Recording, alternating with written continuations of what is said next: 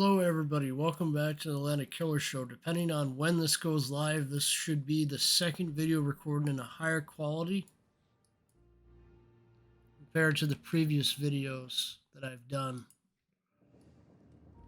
So I'm going to talk about monetization here for a quick minute. So what do I think of monetization, World of Tanks and World of Warships? I've played both games for many years. What I like about World of Tanks monetization over World of Warships monetization is that you can actually see the whole dang schedule out in front of you when they put up their little article reviews for the month. You don't get that with World of Warships, which I find to be really annoying. I guess World of Warships utilizes more FOMO, fear of missing out. As we've seen that in the cases of Musashi, Kronstadt, Alaska, Missouri, just to name a couple. The reason why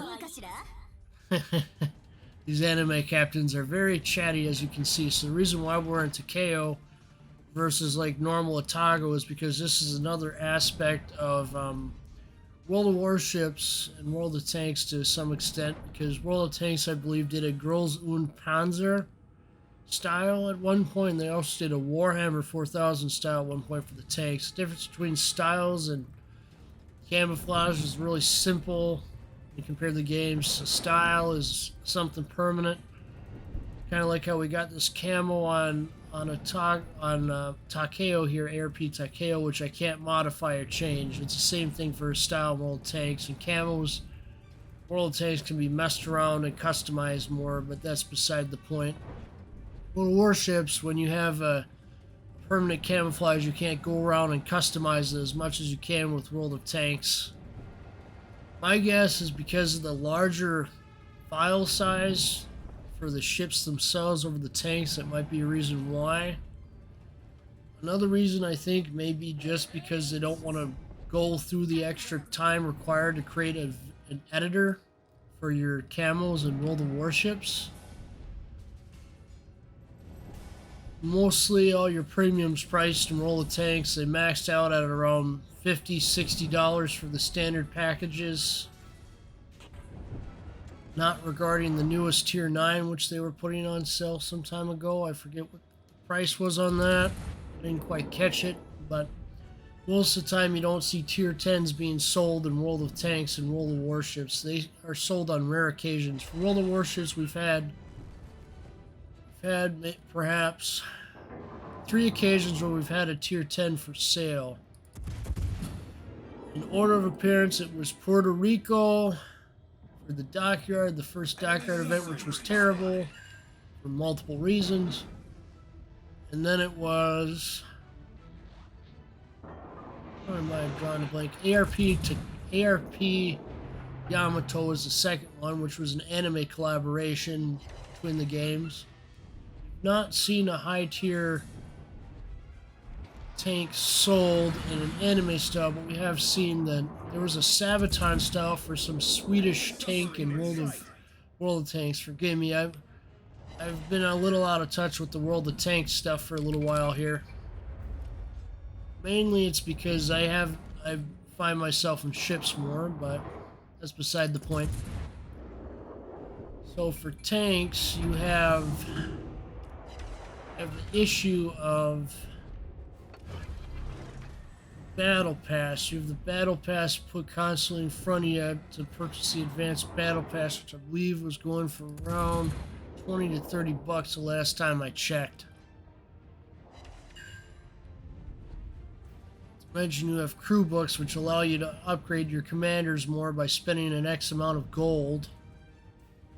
World of Warships, we don't have no crew books or anything like that, but we do have advanced captain training by converting free XP, so I guess we sort of have it. We count the free XP conversion.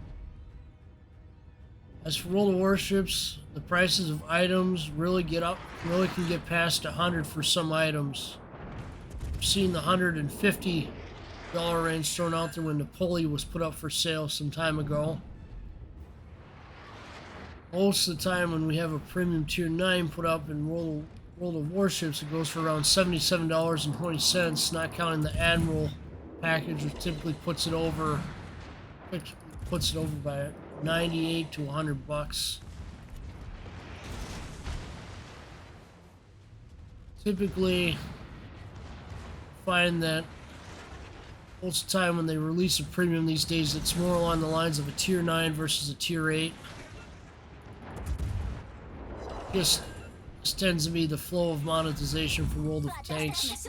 As for World of Warships, World of Tanks, we have seen too many tier 9 premiums.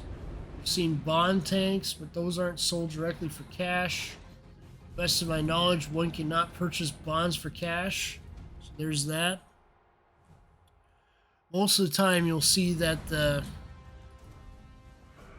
your ships, you know, are priced more than your tanks in most cases. Overall, I feel like the game is more heavily monetized in World of Warships than World of Tanks. Maybe it's because Tanks is better at retaining an audience than World of Warships. It might be the case. It might be the case that World of Tanks, since it's been around for over 10 years at this point, it has higher brand recognition, so that's another reason why it may be higher up on the list, if you think about it. Overall, I find that I like the World of Tanks monetization better just in a lot of ways, because they're upfront with your schedule. They're not pricing items as high, but to be fair to ships, they price items higher because they are rendering whole ships out versus whole tanks. There's significantly more effort involved in that, I would presume. But overall, I find that that I don't like going into tanks, because tanks is just so boring at this point for me. But ships has kept my interest. There's always constant changes to it.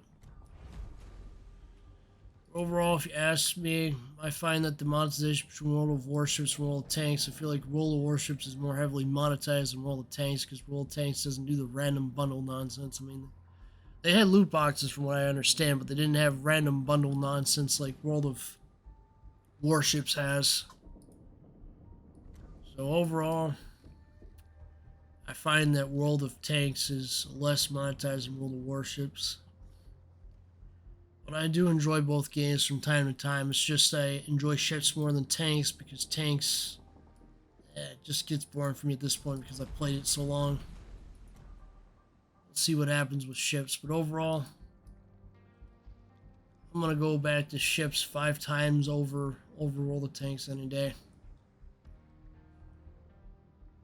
So that's it for this video. I hope you liked it today. It's monetization talk. You all have a great weekend. This video may be recorded in 4K, maybe 1080p. I haven't made up my mind yet, but my first 4K video did upload on let's see here, since we're on Wednesday. Uploaded on Wednesday uploaded on Wednesday. So it's called World of Warships USS Sims bonus footage, because I had a bunch of gameplay recorded of Sims that was just sitting around. Like, wasn't able to record the voice on it the first go, so I just experimented with Adobe Rush and I put it out. So this video is probably going in Adobe Rush. You'll probably see some graphics on screen. Hope you like this new style. Trying to change up my editing format a bit. So hope you enjoy. Please remember to like, watch, and subscribe for future World of Warships and Temple Run 2 content. Thanks for watching.